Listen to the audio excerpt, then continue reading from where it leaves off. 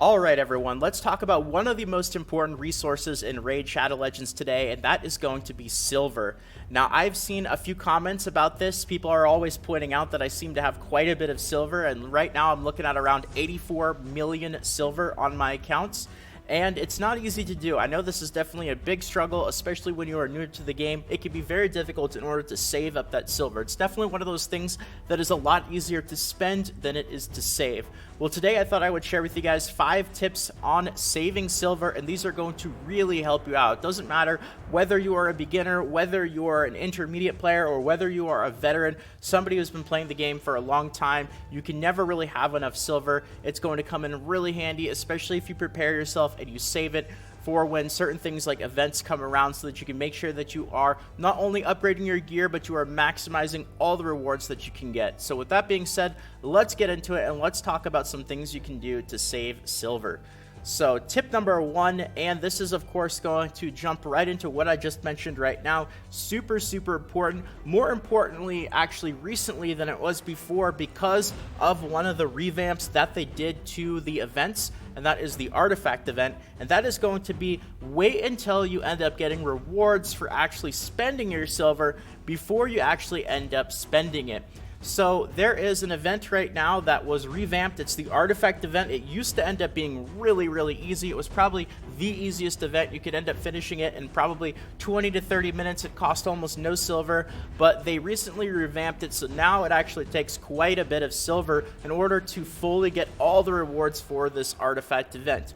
Well, you actually want to follow tip number 1 and save your resources and your silver until these events roll around. Not only so that you can end up getting the rewards, but another thing as well is that you'll notice that when you end up waiting until certain periods of time, like when these artifact events roll around, if you end up waiting until those time periods occur, you're going to notice that it's going to be a lot easier for your silver number to kind of climb on up.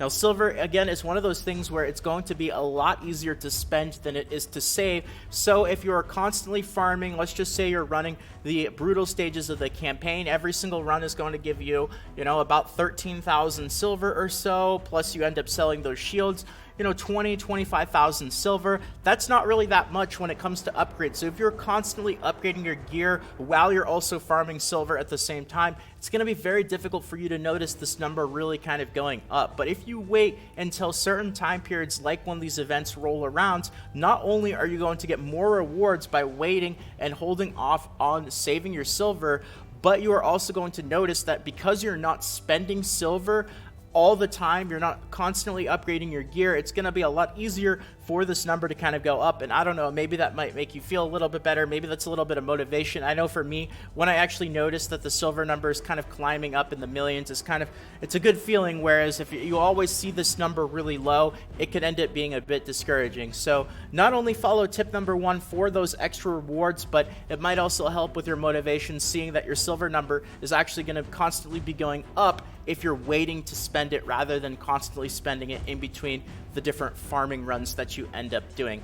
So that's going to be a big one of the biggest tips for sure. And let's move on to tip number 2 now, and that is going to be very important, probably one of the biggest new player mistakes that you can make in Raid Shadow Legends. Definitely something that I struggled way too much with, and that is to not spend too much silver on gear with mediocre stats. This is huge. If you are a newer player, you're going to make this mistake. I guarantee it. There's no way around it. Everyone is going to make this mistake at least once.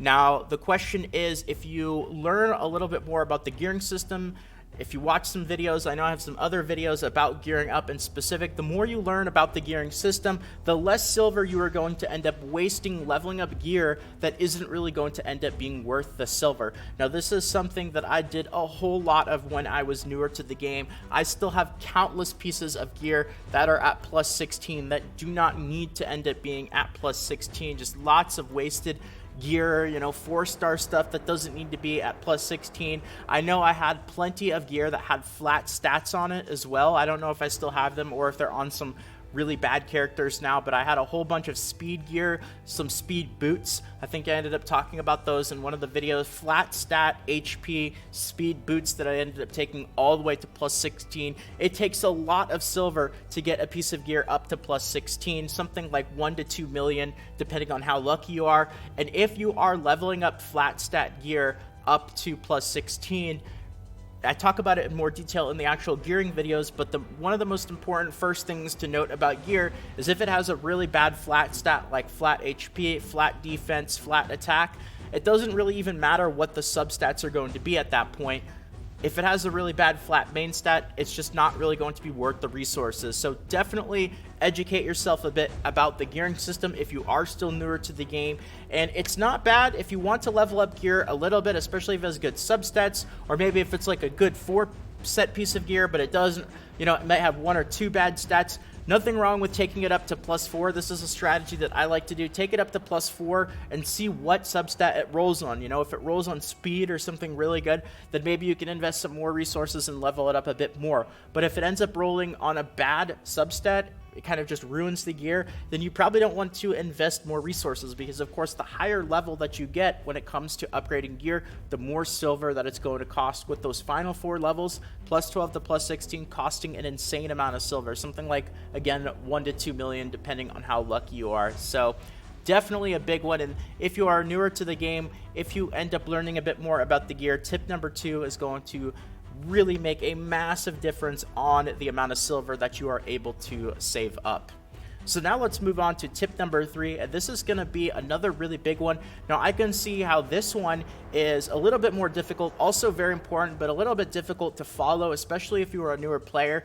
The market is great. The market is going to be a fantastic source of not only mystery shards, but there is going to be really good gear that does occasionally show up in the market.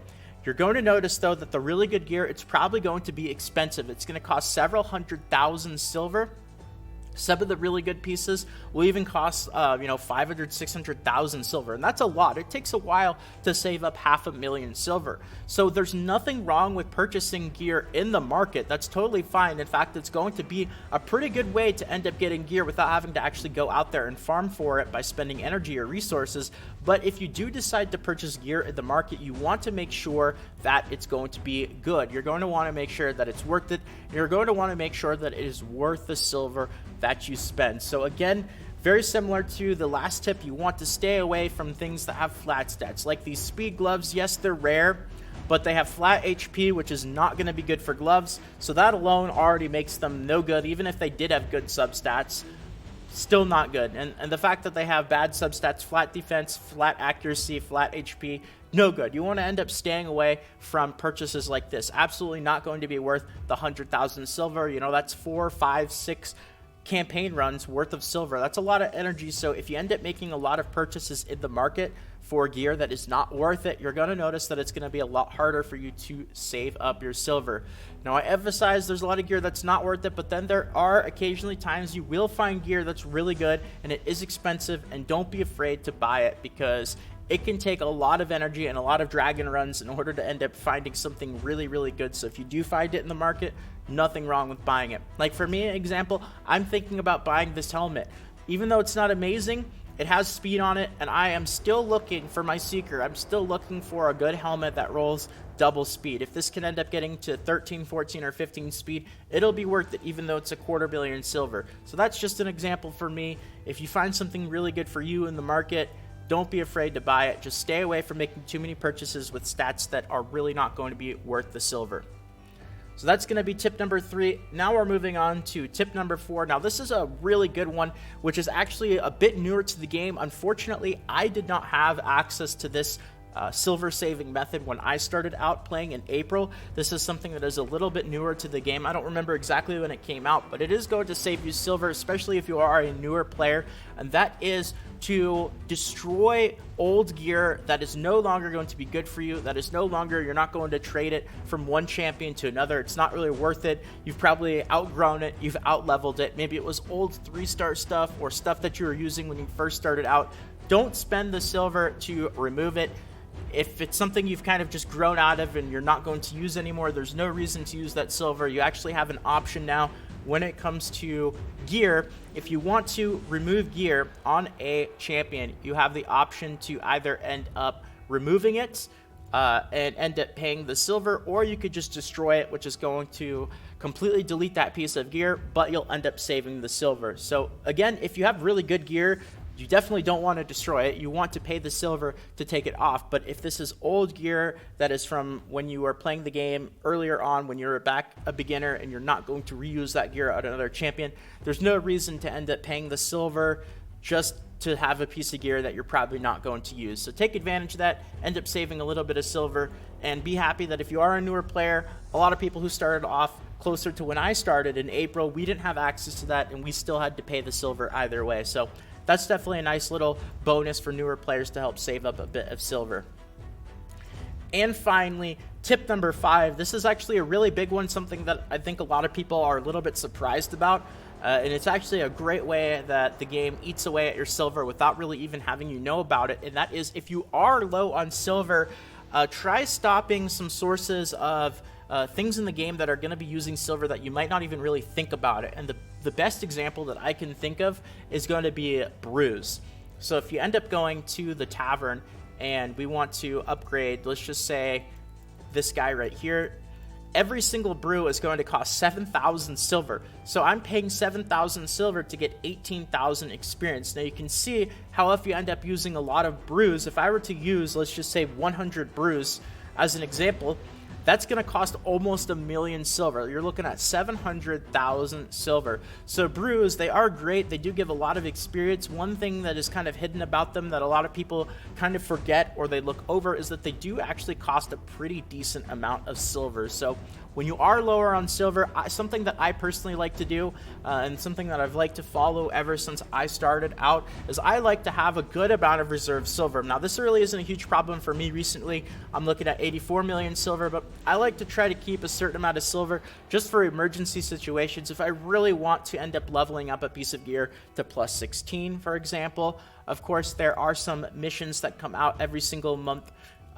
These missions right here, upgrade 2 artifacts to level 16. I like to try to wait to see if I can end up doing this mission at the same time that an artifact enhancement event comes out. Again, something I like to do in Raid Shadow Legends is whenever possible, try to kind of combine things and knock out 2 birds with 1 stone. This is a great example that you might occasionally be able to do if you can end up completing this at the same time as an event. So I like to keep a decent amount of silver, and if you do end up getting low, cutting back on some sources of things that you might not even realize, like experience brews, is going to help you end up saving up some of that silver. So that's just one example. I know shards is another one. They're not too expensive, but if you do end up going into like sacred shards, those are 100,000 each. Even mystery shards, 500.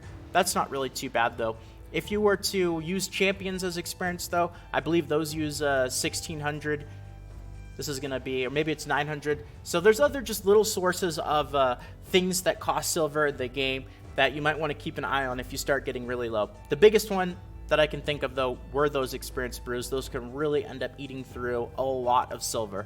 So anyway guys, that's going to be it for this video. I'm sure there's plenty of other things. I know when I ended up making the video of 5 things to not do in Raid Shadow Legends, there were plenty of other things that I could have talked about, but I like to try to keep the videos around the 13 to 16 minute mark.